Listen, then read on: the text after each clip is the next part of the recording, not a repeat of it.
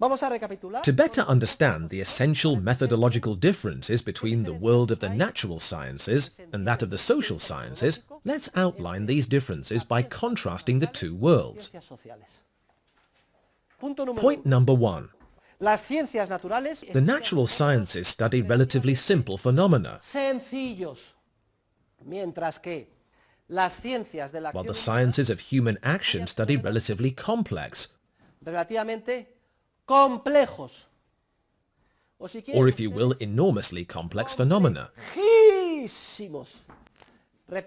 repeat, the first point that distinguishes a natural scientist, a physicist, chemist, biologist or doctor, from an economist is that the physicist, chemist, biologist or doctor studies relatively simple phenomena, while we social scientists study enormously complex phenomena. Oh, come on. What is Professor Huerta de Soto saying? Everybody knows physicists study the most complicated stuff. Don't they study black holes, quarks? To me, that seems a lot more complicated than studying society. I mean, in the end, society? Pfft, anybody can talk about that. Politicians like Zapatero come and tell us what needs to be done. Raise wages, lower taxes. And the governor of the Bank of Spain says we need to increase the money supply. Anybody can talk about society, even a nobody, but you've got to study a lot to be a physicist. Despite appearances, the truth is quite the other way round. In fact, the phenomena of the social sciences are so complex that no one understands them, and therefore even the most ignorant people venture their opinion. Nobody dares offer an opinion on, say, nuclear fission without being an expert in atomic physics. Oh man, I better watch my step. I know nothing about this. Or on the body's reaction to chemotherapy. No, without having studied this, I'd better keep quiet. But everyone sounds off on what should be done regarding wages, the right to hire and fire, aid to the developing world, etc., when social phenomena are actually much more complex than those of the world of physics, or astronomy, or chemistry, or medicine. Precisely because they are more complex, we understand only a tiny fraction of them, and that is why the vast majority of people venture their opinion, for they are not even aware of what they don't know.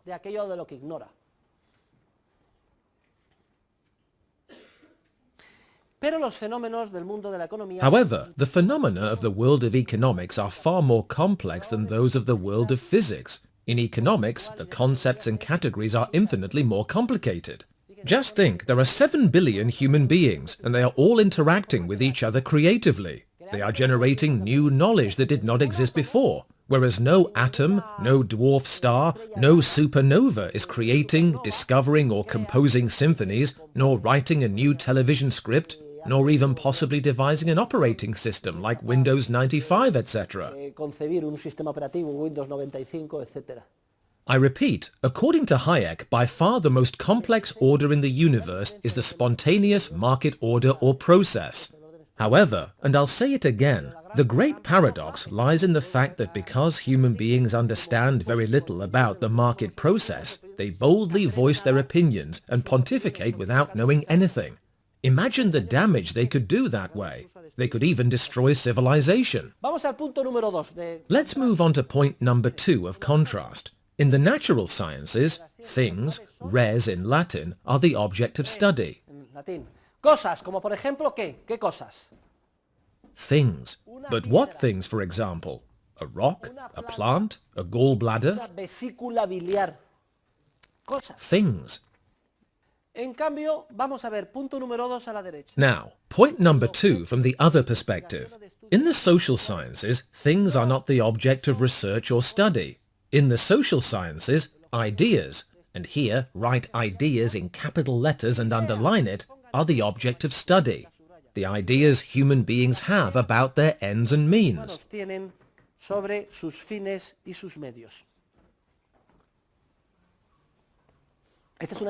This is the fundamental difference between the world of the natural sciences and the world of the social sciences. In the natural sciences, we are always performing lab experiments, watching and analyzing the reactions of things external to us. In the social sciences, what we research are ideas that other people hold about what they do, that is, about their ends and their means. In his book, The Counter-Revolution of Science, Hayek offers the following example. He tells us that a cosmetic is not a cosmetic due to its chemical content, in other words, what's in the little jar from a chemical standpoint, but due to a belief certain human beings, men and women, hold that if they apply that particular cream every night, they'll wake up more attractive the next morning. Such a belief, held by one person, is sufficient to turn the cream into a cosmetic. In economics, it is not the chemical content of something that assigns it to the conceptual category of cosmetic. Instead, it is the ideas others have about that chemical content, the belief that it will enable them to achieve a certain end.